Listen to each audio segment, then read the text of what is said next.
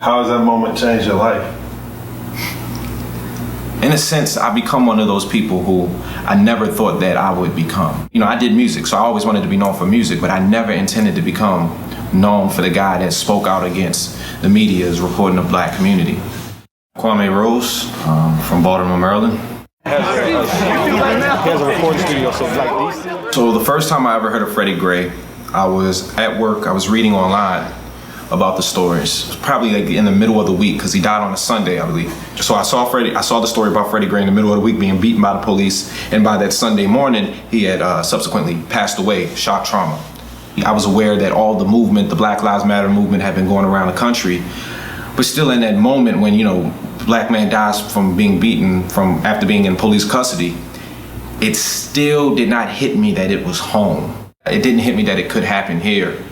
Probably until a few nights later when, you know, people started gathering and people started shutting down traffic, and the police presence as each day grew more and more and more, and you know, it started hitting home like, bruh, this is here, this is happening now. And even to this day, it still doesn't feel like I lived in that moment. It feels like I watched it from afar.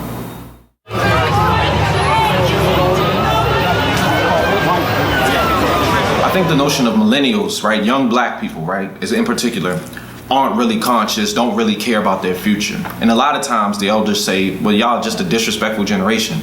And I think in Baltimore in particular was the perfect platform and the perfect place that showed and displayed, nah, we are very aware of what's going on. And I think the beautiful thing about, you know, what happened with Freddie Gray in Baltimore City was that those marches that you saw on TV didn't start off with thousands of people in them.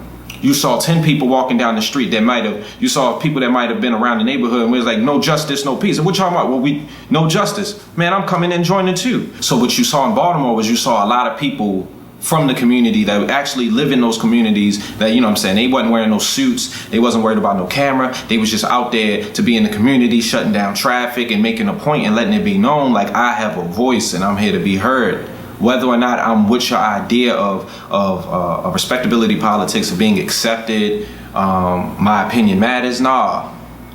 I might got on jeans, I might got on sneakers, I might sell dope, but at the end of the day, I know that I live in a society that's unjust, and I know the system has to change.